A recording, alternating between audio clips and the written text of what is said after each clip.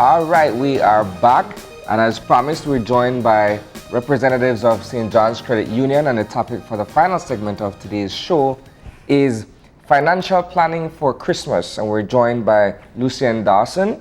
He's the marketing officer, and of course, Neil Wade, an internal auditor with St. John's Credit Union. Good morning. Good morning. Hi, good morning. And welcome. Thank you. And I said very early in the show, usually I boycott conversations about Christmas before November 19th. But I will say this, good planning starts early. Right. And so for the very purpose that we want people to plan for the expenses they'll have, we have this conversation. And I know St. John's Credit Union pushes responsible financial planning. Exactly. And what we're noticing is that when you go into different stores now, they're all decked out for the holidays. Mm-hmm. It's so sad to see that, a lot of the stores, they started before even the September was finished. Yeah. So now we have commercialized all our, special events, Mm-hmm. Independence is just another day now. Mm-hmm. Christmas is just another day now. Mm-hmm. The only special day that we have is November 19th that is coming up, And it's still overshadowed by Christmas. Exactly. Well, and it has become kind of what is it called? The big sale day. Exactly. It's Black Friday. It's a Black Friday. Yeah, it's a Black Friday still. But you know what? At St. John's, we try to make that day still special. We try to set something apart. Because we realize that the importance of what the Garinagus gave to this nation was very important. So we try to ensure that, we don't decorate before November 19th. We ensure that, that we respect that day, So, and like I said before, understanding all of that, and we do want to remind people the cultural significance of the days that are coming. Everybody loves Christmas. We love Christmas for the feeling it gives us. We love Christmas for the smells, the food, the presents. And it all comes at a very hefty price. Mm-hmm. Now, what can you say to people at this point in time? And we joke about MAGA season, but MAGA season is real. Very real. And I think it's very unfortunate when people end up in a situation where the kids have gotten the best gifts that they can, which pleases their heart and makes them happy. But then when you can't afford necessities in January, it really is a very stressful time. So let's talk about what people can do from this point to kind of ease that burden. Right. The first thing is that you plan. Mm-hmm. And what planning does is that you create a budget. Mm-hmm. How much do you plan to spend on your curtains? How much do you plan to spend on your food? And what you do is that you try to meet, when you actually spend, is that you try to meet that budget as close as you can. Another thing, this is the time we get all our bonuses, honorariums, all those extra cash is flowing. So what you do is that you do not budget those cash. You don't. And so don't wait on the Christmas bonus. Don't wait on the Christmas bonus. Don't wait on that. Because sometimes, and with the present economy, some institutions may opt not to carry on that tradition this year, given the whole economic, climate that we're going through and what's not. So you have to take that into consideration. What if your institution says tomorrow we're not paying out bonuses? Christmas is ruined for many some of us look at bonuses as a lifeline, really. That's where the gifts will come from. Yeah. You see, and that is where planning, comes in. Okay. Because if you just go there, and I notice a lot of Belizeans, I went Saturday, I had to purchase a few stuff, but that was with proper planning. But however, I noticed some people are sporadically, picking up items, not considering, is this really a part of my Christmas plans? Because at the end of the day, you are picking up these items, they're like, oh, this curtain no match. And then you see a paint color that is prettier, so you ending up spending more than you actually planned to. Mm-hmm. So what can we do? I think, I won't be a Grinch. People want the new paint color in their house, which requires paint. People want new curtains. They just want a brand new look to the home for the Christmas season. And it is a very expensive venture. Right. What can we have? Depending on how people get paid. If it's monthly, they have 2 salaries before Christmas. If it's bi-weekly, then you have 4. What can people do at this point to kind of be able to make it. The thing is, you don't wait until now. Yeah. Because Christmas is a seasonal thing. It's every year. Yeah. So you don't wait until 1 month to go, then I start my Christmas planning. I mean, honestly, when we advise people, we advise them always about the long term. Okay. I mean, it's a credit union. It's about financial upliftment, financial empowerment, and eventually financial independence. So we plan with ours. Telling you plan ahead. You have a plan, stick to your budget. A main thing plan ahead of time, and main thing plan and stick to the budget. Because I mean, for the most part, Belize and Christmas go hand in hand. And at the same time, you want to avoid the MAGA season. Because as I do joke about the MAGA season is a real thing. And some people that come January can't pay the bills, can't pay the school fees, have the basic necessities. So again, like I say, certain things that are planned ahead, and if you stick to the budget, it can work out. How do you balance that with the fact that realistically a lot of Belizeans live from paycheck to paycheck? Yeah. So in terms of having a plan that leads you, let's say, from the middle of the year towards the end of the year, how do you offset that against the fact that, you know what, from June, I'm waiting for the July check to be able to catch up and balance things You see, off? and that's the same thing again, because although we say MAGA season is primarily January, but for some people it's all year round. But why? Because it's self-imposed. I mean, again, if you know you only earn so much for the month, why will you overspend? And I'll be honest, my plan for me personally, I always put pen to paper. Because if you, especially, and I try to avoid having too much cash in my wallet. Because if you go somewhere, you have that cash, you're like, oh, I'll pick up this, I'll pick up that. Yeah. And literally, you make a budget. Where did it go? Exactly, and that's the same question. Where did it go? So my thing is pen to paper, or now you know people technology. You have an iPad, your cell phone, but you make a list of what you need for the month, and you budget, and you stick that up on a monthly basis. Right, and that was what I was going to bring up, because a lot of people are into the latest technology now. Use the technology. Those phones that cost $2,000, $3,000, that's in my lane in this. There are apps out there that helps you to track. Or some people, you work at work, and sometimes before scrolling through Facebook, create a plan, open up an Excel sheet. It's as simple as that. Opening up an Excel sheet, what is your expected monies that you come in? Apart from those bonuses and honorariums, what do you expect to come in for the Christmas? Even if you go for Christmas financing, we find that a lot of people that go for Christmas financing, they approach every financial institution, which is not the smartest thing to do. Because what that opens you up to is to predatory loans, that people take advantage of you. Then you end up signing contracts that are legally binding people, has legal obligations. If you do not pay, may end up in jail time, and you still have to pay. So you have to consider all of that. If you have a plan, opening up a simple Excel sheet. For some people, an exercise book. Opening up says, this is what I'm going to do. Pre-shop. Consider your shopping options before actually committing to buy an item. Consider the shopping medium. Sometimes, let me tell you something. I'm finding that online shopping is getting pretty popular in Belize. Sometimes it's not worth the pennies, Sometimes it's literally pennies you're saving, And sometimes when you go through online shopping, it's stressful, because then you have to ship that back, because you're not getting the same.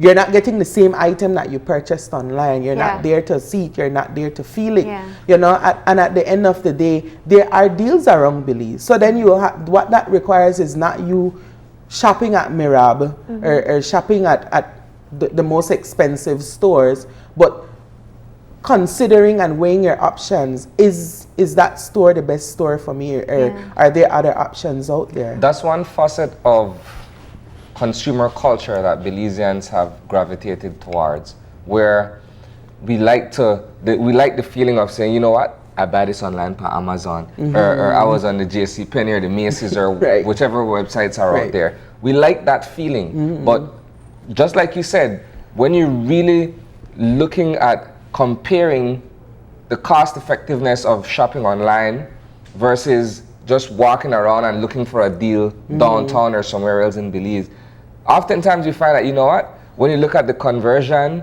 when you look at shipping and handling, you look at all the applicable taxes and everything, you're really only getting away with like $5 or... Exactly, and you're right, because I could tell you from personal experience, I needed stabilizer links for my vehicle, and I was shopping online. I was shopping on Amazon, eBay, Rockauto, and the prices were saying 30 odd US, you know, and I went to a local store here, and they were saying $98.50 for one. I was like, wow. But when we started to convert, you know, it's no longer 2 to 1, it's 2.045 something. So that makes a difference. And you have to take into consideration the shipping. You have to take into consideration the duty. And the duty is pretty expensive when you bring in those types of items. It's it runs up all the way up to 80%. So let's say this. You look at the costs for what they are. So not just buy it because you see it. Right. But calculate the real cost. Right. I want to go back to the financial planning portion just because, you know, I hear what you're saying, and we say it every year. You know, let's put aside money come January every month until Christmas, because you know it's a big expense that's coming up. All right, so it's November, and I didn't do it. You know, guilty. We were supposed to. I started. I spent it. I started in January. I used the money for Easter. Started again. Used the money for school back to school, and now I don't have anything put aside for Christmas. What are some of the responsible ways I can come up with that money to be able to offset the expenses, and so that I don't end up paying off this expense or trying to recover most of next year? Well, that's the thing. Again, seeing that time is not on your side. You realize that you have, you know, less time to play with. But same thing again, same basic principle. It's about budgeting. It's about planning. I mean, for the most part, I think Belizeans get paid at least by the 15th of December. So you have maybe like the entire month of November to play with, and you know, some of December to play with. So you use that time, use that amount of resources, and if you do have to go into borrow, you try to borrow from just one place. And again, stick to the budget. Try not to get a loan that extends too long. That's one of the highlights with our loan. It's only for 2 years, because again, we know Christmas is a seasonal thing. It's every year. But again, planning, stick to the budget. For me, like I said, pen to paper. Know what you need, know what you want, and stick within the budget. So write your Christmas list. Yes, and the next thing is that sometimes too, you know, Christmas, you know, a lot of financial institutions are open to loan consolidation. Go through your loans and see and approach your financial institution and say, is there a way that we can consolidate and figure out a better payment plan for you? Because sometimes that's all that is needed to take. And then well, with St. John's, I would say the St. John's difference, because we're promoting that as well. You know, with that as well, what you do is that you ensure that at the end of the day, you know, you have something extra when you're already consolidating. It puts you at a better financial position. So what you do is that you ensure that you save. And so that is where you start your savings plan as well. Then for some people who get their honorarium and bonuses, that is extra. Now I won't say just take the whole thing and put it in savings. Let's be real, we're human beings, you know, and we would want a little spending cash for the Christmas. So if you do get your bonuses, split your bonuses in half and boost your emergency fund. Boost those types of fund. Things comes up every year, especially for those who owns a vehicle, who have children, you know, our kids get sick, you know, they interact with other children, you know, things get, you know, so that you have to go to the doctor. So planning just beyond Christmas as well, because yes, Christmas is a time, and we're targeting this time because this is the time when Belizeans spend the most. The most. Their houses are opulently decorated, you know, and then when you look at January, you can't meet the water bill, you can't meet the light bill, and then you're wondering why. But you were out there, you have 3-4 sets of curtain, you went through 3-4 sets of paint colors, and you're not considering the cost. So that's something to add to the Christmas budget, your bills for January. Right. Right. That's a very good idea. Right. Very good idea. What this is a lesson or a crash course in financial discipline. But at the same time, we're living in a very capitalist society where most people, the money that they have, or even before they get the money, it is already budgeted for something else. and it's seldom budgeted towards utilities or other stuff. It's almost often budgeted for stuff that they need for the house, like a new microwave or something that, you know? Let's consider this. Rather than probably buying cakes, right? How about you put on your apron and make your own? Yeah. Going back to tradition, your rum popo. Rather than buy Creole bread and those things that are made available, how about putting on your apron and starting to knead? Yeah. And now let me tell you something. In most Belizean kitchens now, there are appliances that they have bought and they're not using. Yeah. AKA the mixer. It's not your enemy, it's your friend, you know. But it's simple measures like that you have to consider. You know, some people, you know, not everybody like that turkey. Consider buying a chicken, you know, at the butcher shops. You don't have to buy a whole ham. Get a half a ham. You know, it's simple things like that. And I always tell people, it's the little foxes that spoil the crop. It's not the big things it's the little foxes. It's those little things that you want to buy sporadically, you know. And you have to pay attention to those, because when you calculate what you're spending on those things, you'll find that at the end of the day, like, whoa, okay, I'm spending more than if I did this on my own or did that on my own. Yeah. So let's go back to very realistic tips for people. And I think, you know, what Isani said was absolutely right. We don't all have the type of discipline that we should have when it comes to responsible use of our finances. And we always hope that people would definitely prioritize things like basic needs, your food for your kids, school fees, electricity, and bills. But it doesn't happen that way. So if we were to guide somebody who says, this year I do not want to have to go to get extra loans, I do not want, or maybe I'll go in for one only.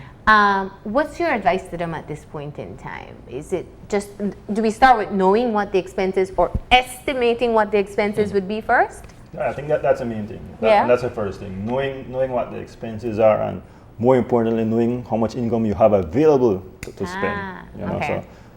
So calculate how much is coming in before Christmas. Minus the bonus.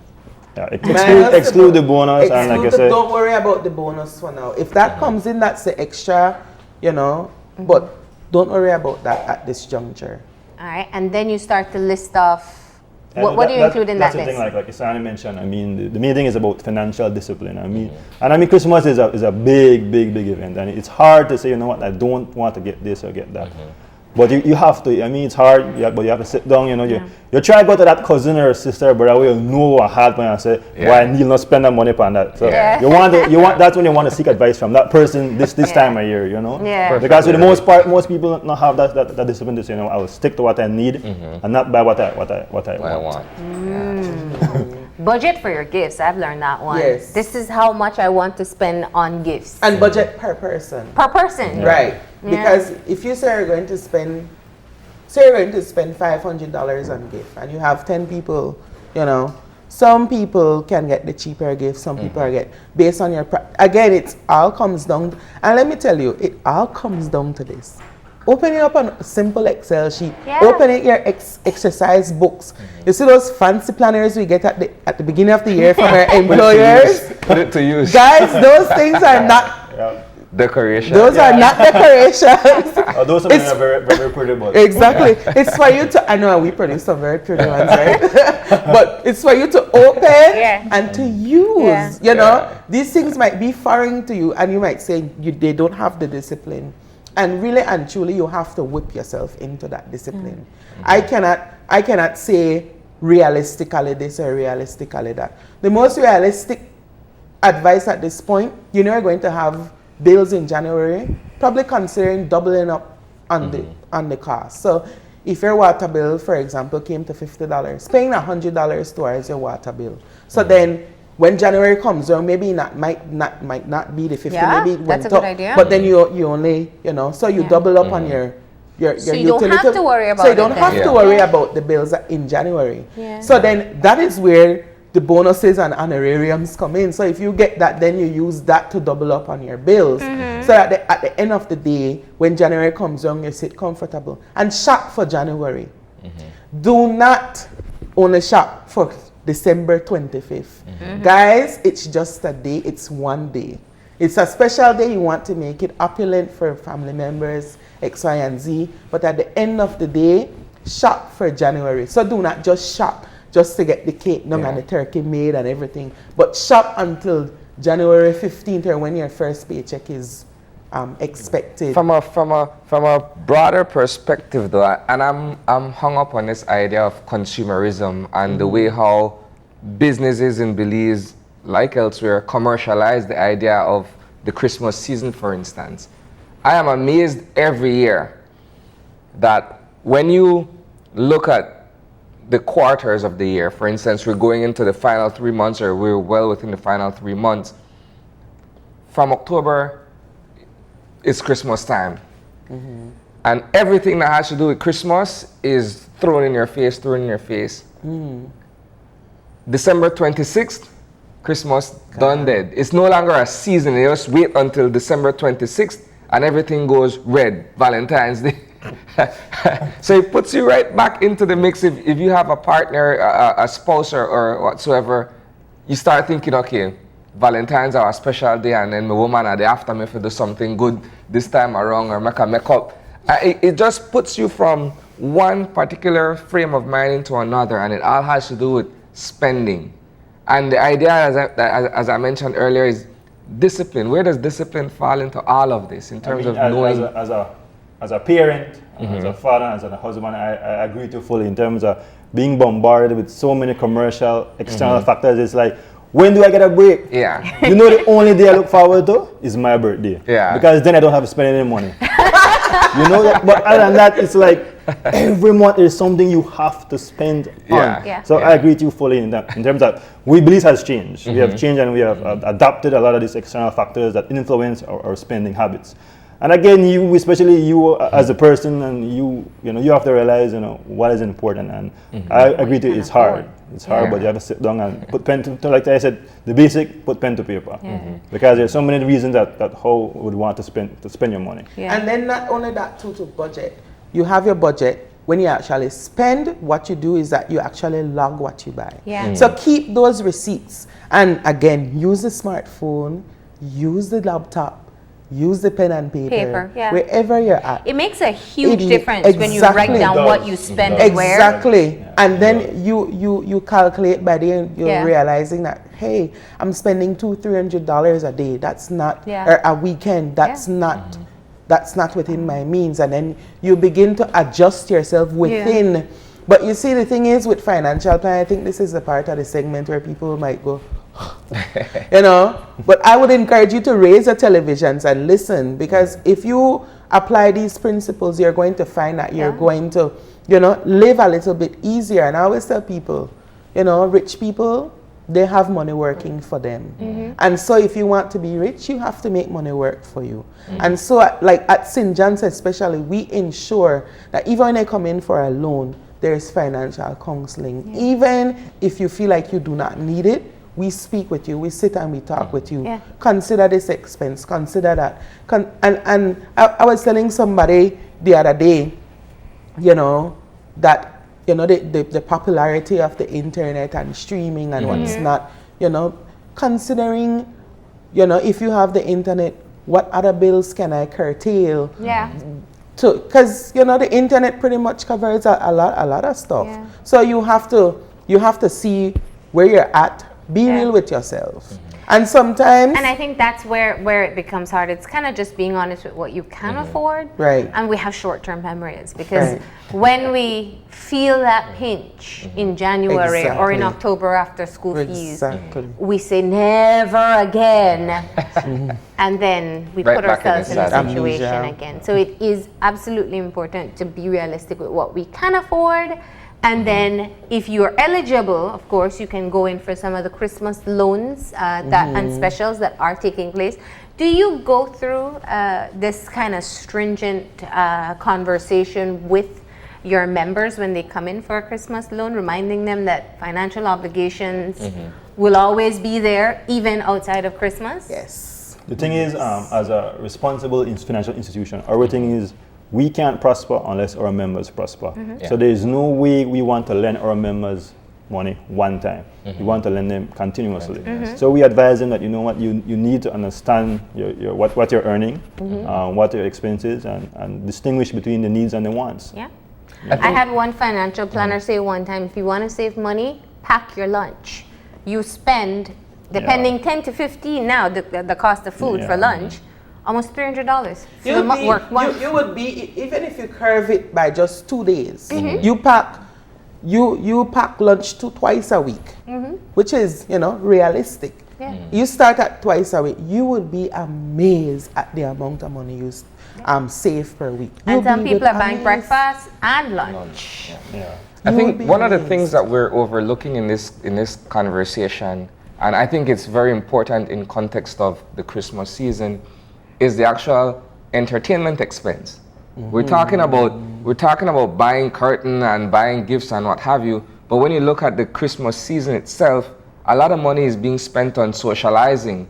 Christmas parties. Yeah, you have to buy a suit for Christmas party, staff party. Women have to do their all hair, that their sort of nails, stuff. the dress. Yeah.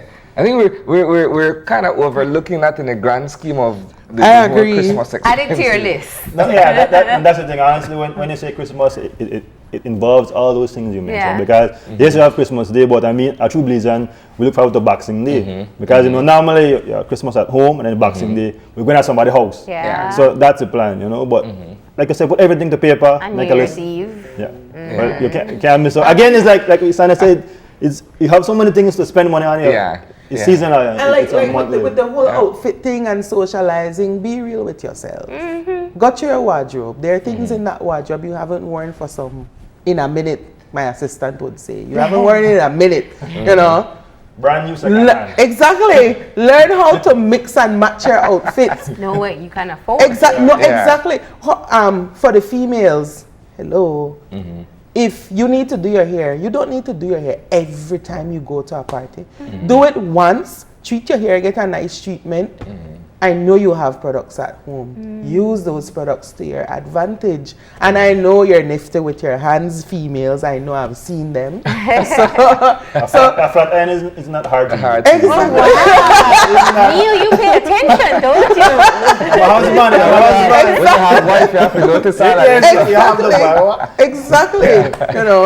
All right. So, of course, I like some of the recommendations we're hearing. Definitely write down those expenses. Decide how much or what you need to buy, how much you're going to have coming in, if you'll be able to afford it. If not, then you can access a responsible financial institution for some credit, and hopefully not be in this situation again next year. Although I know we will have the conversation again next year. Right? Thank you all for joining us. Thank you all. I just want to say one last thing. I just like to say thank you to our members. Tomorrow we'll be celebrating 70 years of service. Wow. So come into our lobbies. We might have some surprises for you. Just saying. Hey. But There are 3 locations. At our 3 locations. So 70 years of service. November 8th, it was just 10 people who just came together, $10 each, $50. Today we're worth over 80 million. Wow. Well, congratulations to you guys. All right, we're going to go ahead now and take that final break. And when we come back, we'll have our wrap up. So stay tuned.